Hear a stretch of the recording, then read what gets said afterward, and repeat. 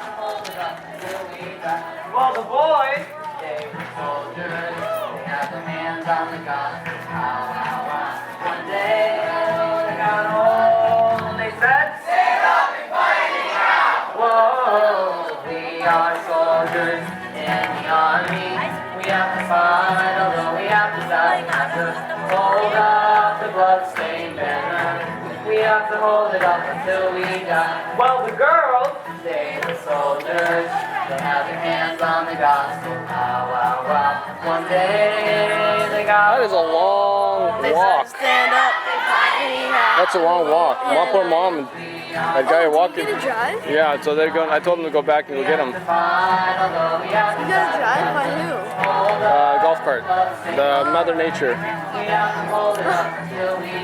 Well, the middle section here, they were soldiers. They had their hands on the gospel.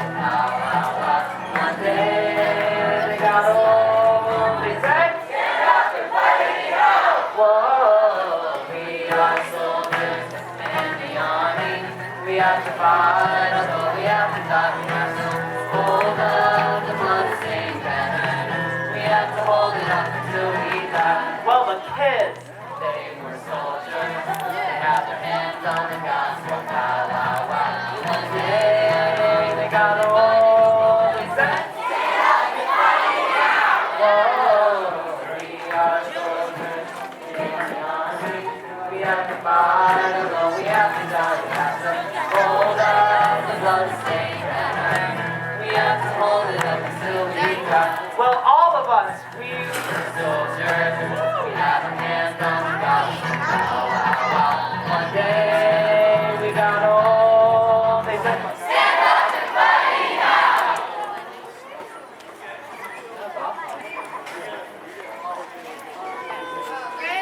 So, where are we right now?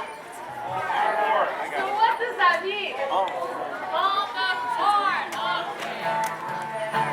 So you guys need to remember, once we say hold the floor, we want everyone to be quiet so we can hear that awesome echo, right?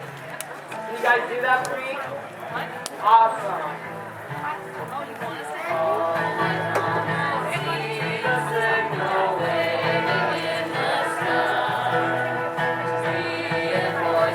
Now we're feeling victory is nigh.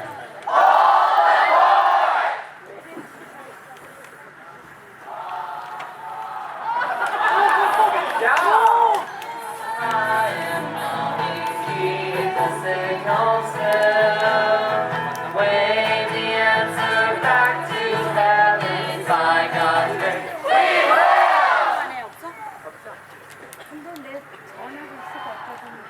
Good job. We're going to do that one more time, okay, guys? Oh, come and see the signal waving in the sky. Reinforcements now appearing, victory is nigh. Hold the fort! He's here.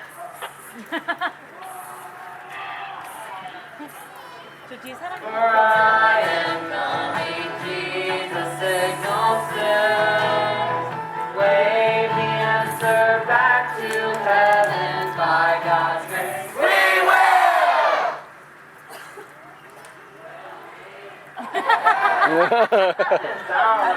You guys did an awesome job. Give yourselves a round of applause for being quiet. Alright, so I don't know about you guys, but with the heat and all the activities, I'm pretty exhausted. Anyone else? Sometimes we don't just have physical exhaustion in our life, but I think sometimes we get tired of things spiritually. But I think it's really awesome because God is the God who gives us energy, who gives us hope, and He wants to give us rest. Rest from our problems, rest from whatever it is. He wants to give us rest. So we're going to sing a song tonight called Rest. I don't know how many of you know it, but the first part is like one chord, one verse. And it says, still, soft, quietly spoken voice that persistently calls my name and beckons my heart to come. Now, it might be a lot of words. We're going to sing it once, and then you guys can join in. If you know it, sing it loud. But I want you to remember that in all that we do, that is Christ who is our rest, it is Christ who is our hope and our peace.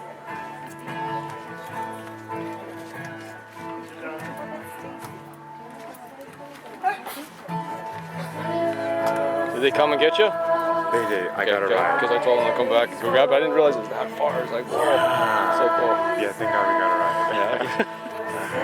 I said, poor those guys now have to walk so far. I was like, I thought it was only like around the corner. Yeah. Beckons my heart to come, and I come. Still soft, watching spoken voice that persistently calls my name and quickens my heart to come, and I come. Let's do it one more time.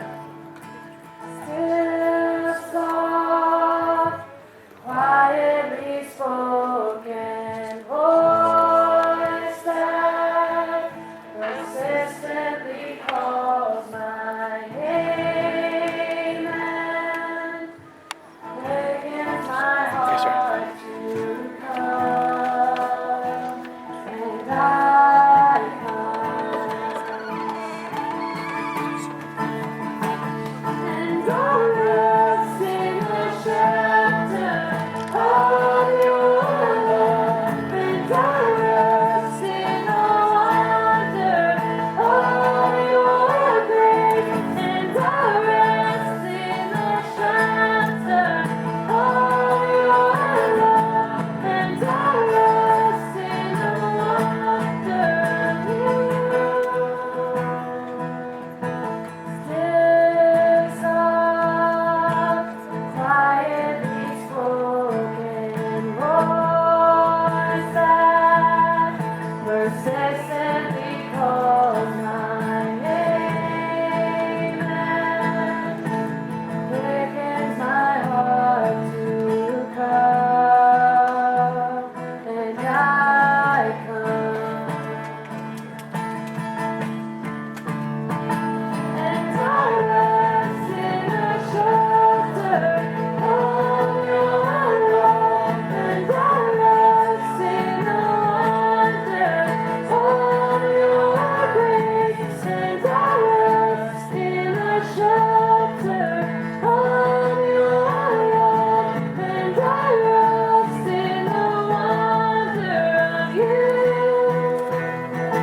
And I rest in the shelter of your love, and I rest in the wonder of your grace, and I rest in the shelter of your love, and I rest in the wonder of you.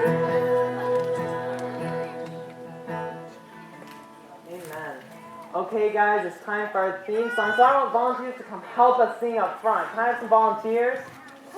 Come on, guys. I know I've had people in the evening meetings and the morning meetings come help me. So you guys come help me. Awesome.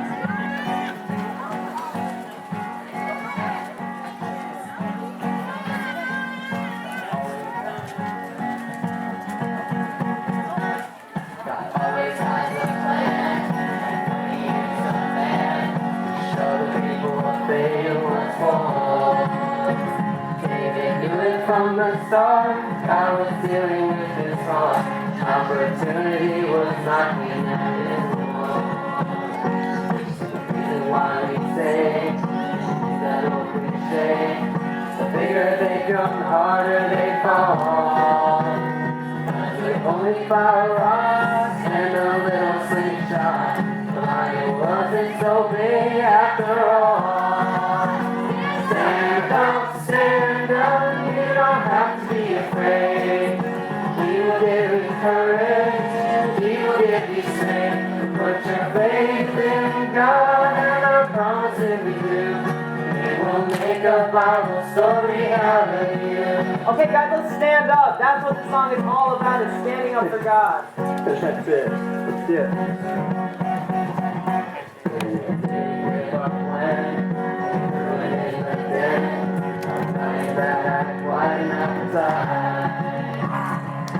He woke up and found God had sent an angel down, turned the lions into cats I couldn't hide.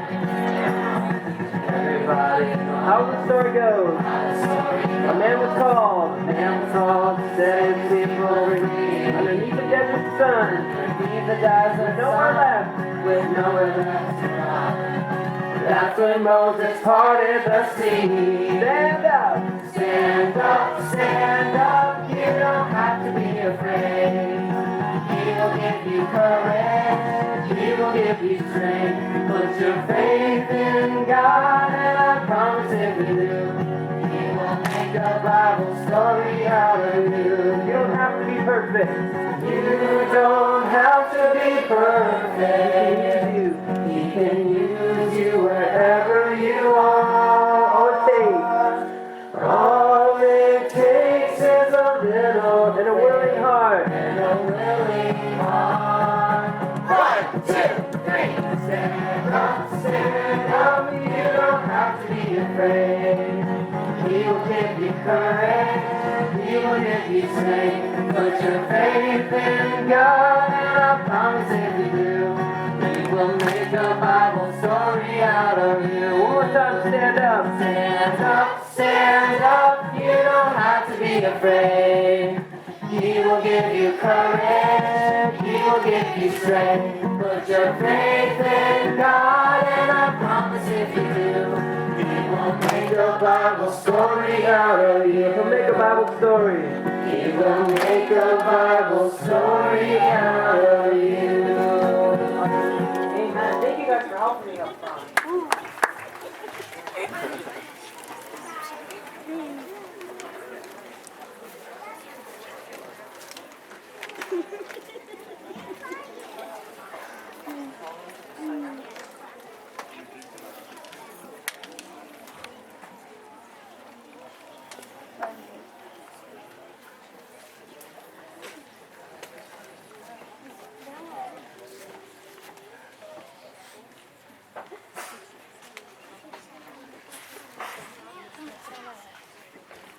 Hey, Corin, can you pass that to my wife there? Thanks.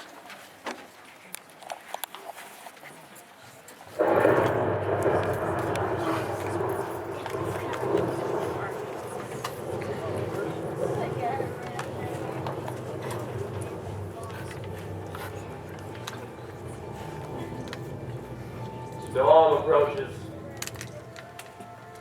Who now has the power to hold it back? Soldiers who would Lucy at the village know it's only a matter of time till the Indians carry it.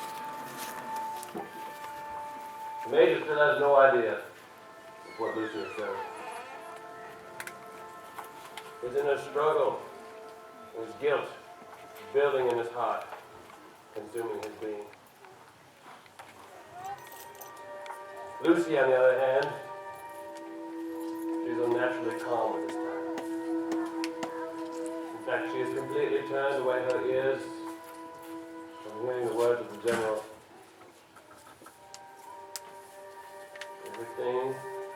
Everything now lies in the Major. When he finds out what atrocity has been committed, is it too late for him to stand up, right instead of wrong,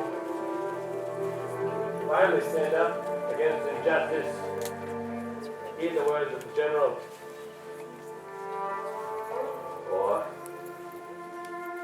or will he continue to listen to Lucy?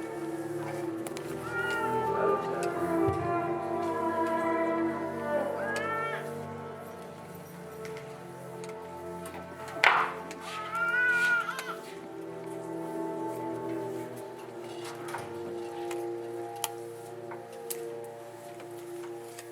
Well, hello, my dear. Why, hello. What do you so cry about? Just listening to you, I guess. Well, that's nice. Say, How did your visit to the Indian village yesterday go? Oh, it was good. Very productive. Well, what happened? Did you trade with them? More or less. What do you mean, more or less? I took what was owed us. You mean all those piles of goods on the wagon? Well, they came from there? That is so much more than we agreed upon. Well, it sure did. You saved us feeling that generous.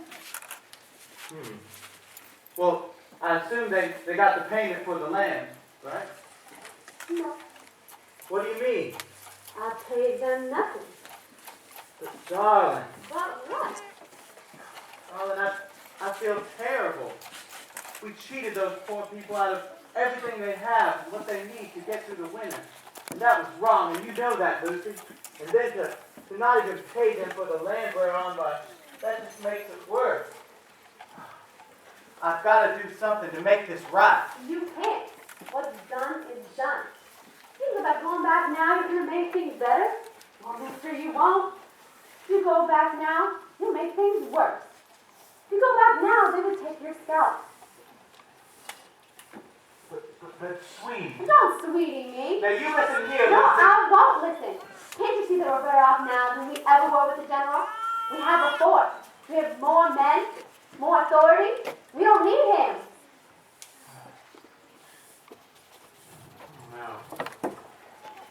No. Major.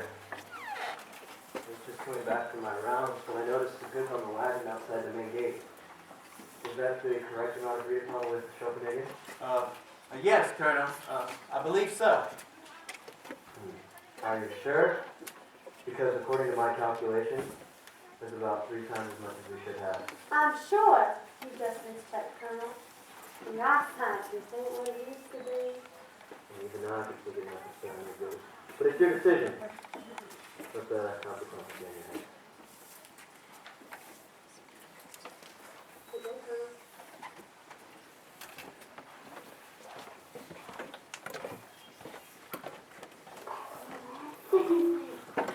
Him and his general too. That was meddling in our personal business, trying to micromanage everything we do. Can't he just leave? Now, Thea, just be reasonable. Yes, he is here, but that doesn't mean I have to listen to him. Now, with the matter and the goods in the wagon, why, that's a whole nother story. We need to set things right. It is too much. What's done is done. We deserve this. You deserve this. Let it be. I suppose you're right. I just don't feel good about it is all. It's like there's this feeling that I can't get rid of, like a pit in my stomach, and I just don't know about it. I need to go think this through.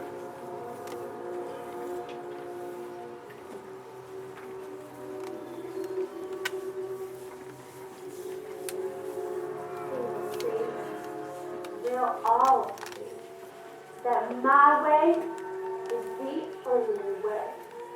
And soon that wretched, awful, good-for-nothing general will be out of our lives once and for all. And I'll be in charge here. There's some loose ends left to be tied up.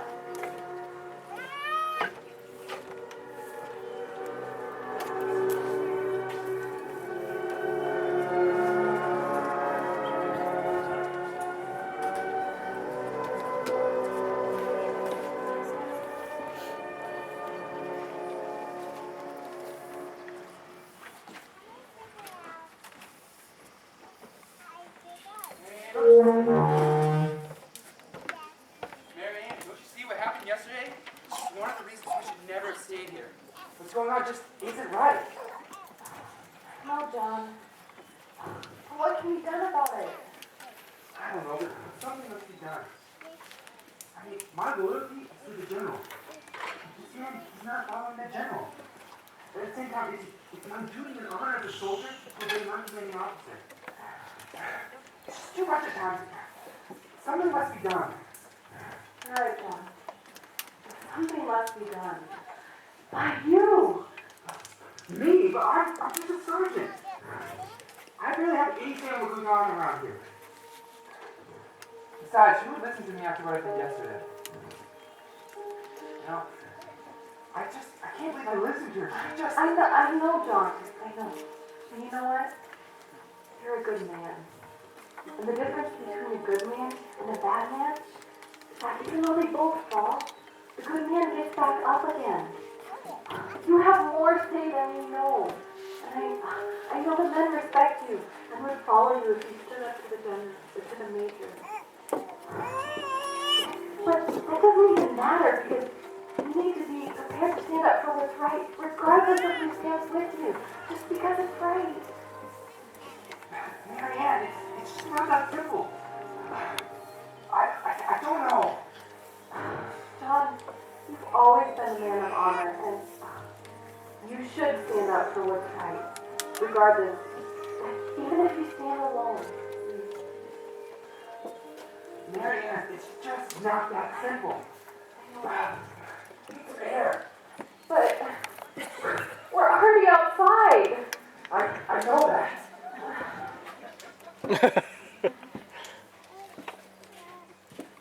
Major Norton, looks like someone's coming up the road. Well, who is it? I can't tell, but it looks like Colonel Michael, the general's son. Oh, great. That's the last thing I want to hear. What's up with motion? Why, the general sent his son here. I don't know what to do. You know what to do. The general sent his son to our fort. Who does the general think he is? Send his son here anyway. Well, maybe he thinks that if he sent his son here, then I will have to listen and respect him. No, you don't. You don't have to listen to him. If we send away the colonel now, we don't have to respect him. The general will have no power us. I'm not ready to make this decision, Lucy. I just need some time. You don't have time. The colonel's about to walk through those gates. You've got to make a decision now. Sir, should I let him in? Open the gate, Colonel. You must make a decision.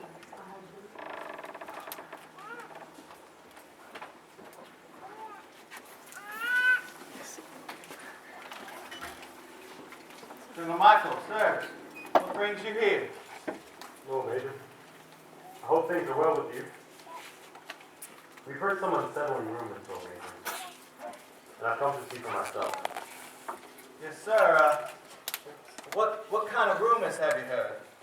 We've heard that things have not been going the way my father had planned for them to go. That relations between you and our neighbors have grown hostile. And that you refuse to listen to my father's men. I need clarity on these things, Major. Enlighten me. Well, Colonel, I'm sure this is all just a simple misunderstanding. And you know, I always try to do what's right and follow what yourself and the general would have me do here before. And living out here in the wilderness is hard. Sometimes we will send a messenger out and the message might not get through, and then things might appear one way when they really are another way. Pardon me, gentlemen, but what kind of son would I be if I didn't offer you a cold glass lemonade? No. Oh, Thank you. Marianne, can you get these gentlemen a cold glass lemonade, please? We really are. It's great lemonade. Fish.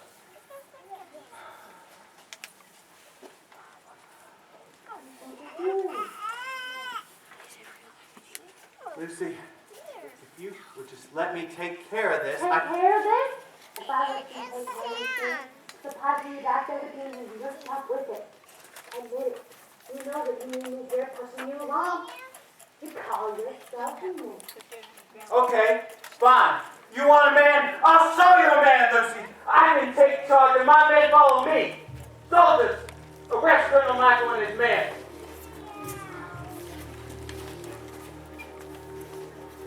What is the meaning of this, Major?